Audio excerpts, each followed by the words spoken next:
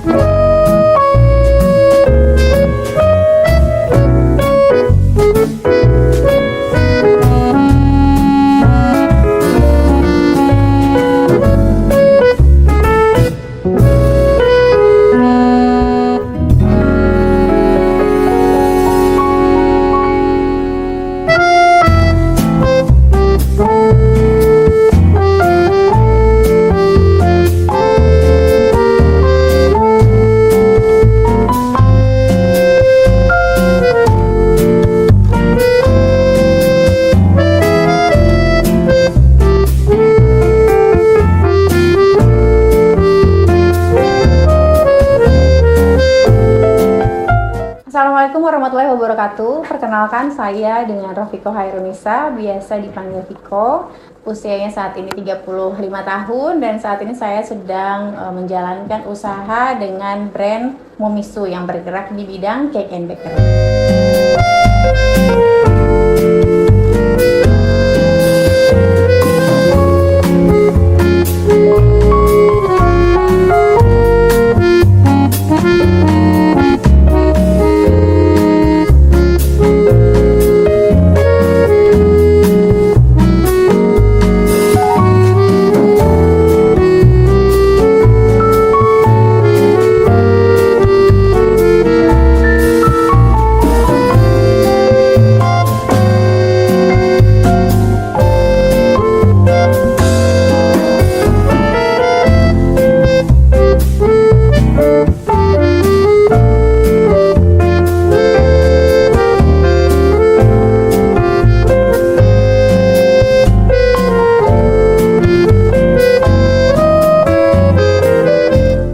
Oke, berarti ini dengan Mbak siapa nih? Aku bisa manggilnya Viko. Oke, Mbak Viko. Jadi Mbak Viko di sini sebagai owner dari Momisu dan untuk mungkin aku mau menanyakan beberapa dulu nih. Jadi gimana nih Kak? Awal mula kepikiran untuk terjun di bidang bisnis ini? Oke, pertama-tama kan dulunya tadinya saya kerja di perusahaan, terus ketika anaknya udah 2, kayaknya waktunya terlalu lama di luar ya, jadi butuh waktu untuk di rumah, terus akhirnya resign dari kantor, Itu juga nggak langsung sih, 3 bulan kemudian baru coba-coba usaha di bidang bakery ini, karena memang dari dulu suka bikin kue dari kecil, dari SMP gitu. Oh, berarti berawalan dari sebuah hobi.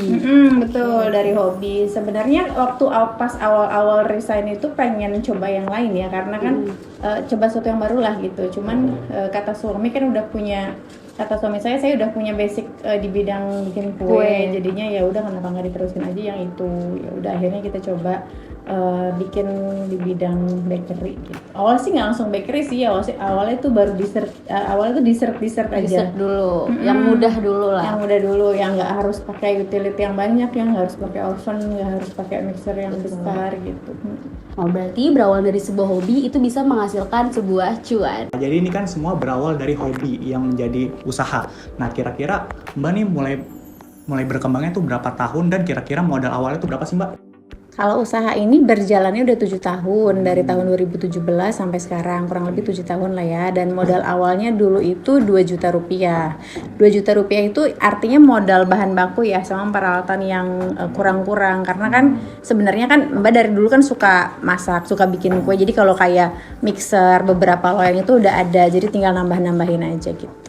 Oke, pas tadi kakak bilang kan dari 2017 sampai saat ini, berarti sempat kita mengalami COVID lah di tahun 2020 itu. Kira-kira tantangan terbesarnya apa sih kak? Kalau tantangan terbesar itu pasti COVID sih, di antara range 2017 sampai 2024 ini kan kemarin sempat 2 tahun COVID, dan itu lumayan bikin omset jadi turun kan, karena kan tadinya saya ada sewa ruko untuk penjualan offline yang langsung gitu. Ketika awal-awal berjalan lumayan lancar alhamdulillah gitu. Tapi ketika COVID itu benar-benar drop sampai buat menghidupi si kiosnya aja nggak cukup gitu, kayak misalnya bayar AC, listrik segala macam itu tuh nggak cukup. Nah makanya tapi tantangan itu kan bukan untuk kita nyerah ya, maksudnya kita masih bisa bertahan sampai mana nih gitu. Jadi kemarin karena produksi Momisu ini kan penjualannya nggak cuma penjualan langsung, tapi juga ada kerjasama dengan restoran, dan di restoran itu masih jalan. Memang sempat kena PPKM kan waktu itu ya, tapi masih berjalan sehingga akhirnya diputuskan untuk sewa ruko itu di stop. Tapi sekarang kita jadi seperti ini sekarang sewa rumah produksi gitu. Jadi untuk efisiensi budget gitu. Oke, lalu menu pertama yang dikeluarkan oleh Momisu itu apa sih? Terus juga yang menjadi favorit saat ini tuh apa? Dan kenapa menu itu tuh sekarang menjadi favorit? Kalau produk yang pertama kali dikeluarkan itu tiramisu, jadi dessert gitu. Makanya namanya Momisu itu, momnya dari ibu, misunya dari tiramisu. Jadi tiramisu buatan ibu, maksudnya seperti itu. Tapi kalau sekarang seiring berjalannya waktu, yang favorit itu dessert box sih, karena kan variannya lebih banyak ya. Dan bentuknya juga kecil-kecil gitu ya, jadi mungkin sekali makan itu bisa beberapa porsi gitu dengan varian yang berbeda gitu. Dan untuk Momisu sendiri ini itu target pasarnya ke siapa dan kemana sih kak? Lalu promosi yang udah dilakukan Momisu itu apa aja sih kak untuk mencapai target pasar kakak dari Momisu ini?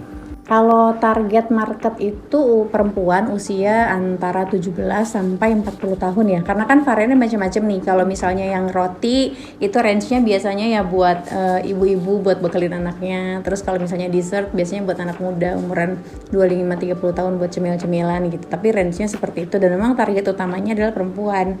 Karena perempuan yang suka nyemil gitu ya biasanya. Dan lebih suka manis tuh perempuan. Betul. Terus kalau misalnya media promosinya sih sekarang pakai media sosial ya, pakai Instagram, TikTok gitu. Terus kalau pemasarannya pakai marketplace sama kayak Gojek. Gojek berarti kan GoFood gitu ya, kayak gitu. Lalu gimana sih kak caranya kakak mempertahankan Momisu biar bisa berkembang sampai sejauh ini, dan bagaimana kakak mempertahankan Momisu ini dari banyaknya pesaing kompetitor di luar? Oke, kalau misalnya gimana caranya berkembang, maksudnya gimana caranya bertahan sampai sekarang ya, pasti promosi di media sosial.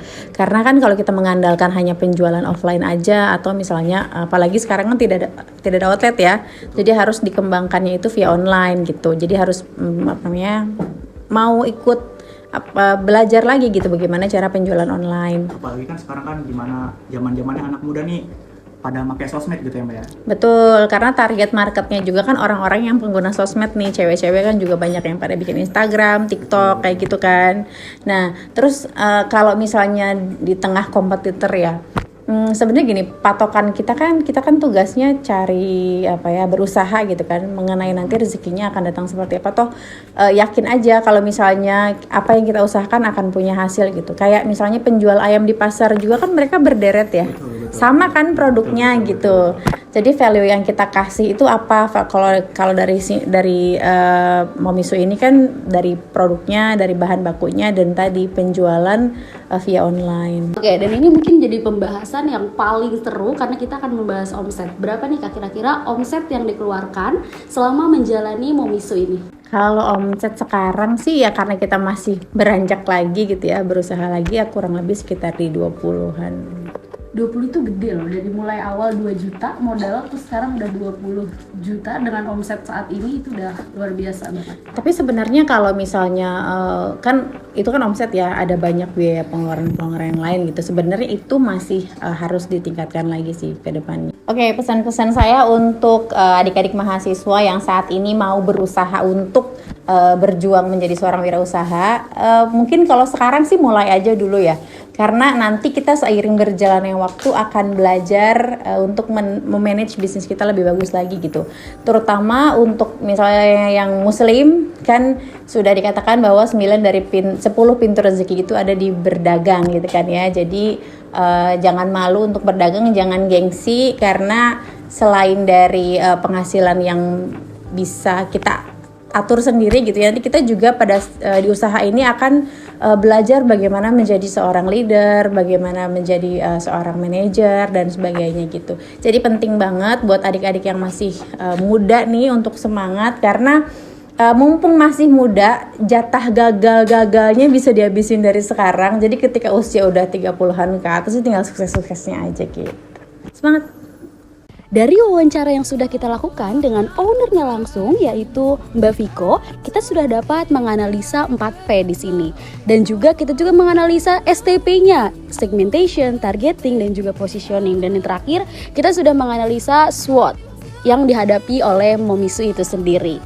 Dan kami mengakhiri video ini dengan harapan agar generasi saat ini dapat membuka bisnis yang lebih berinovasi dan berkelanjutan. So, saya Yoga Triutomo dan saya Jenny Hasna. See you in the next video.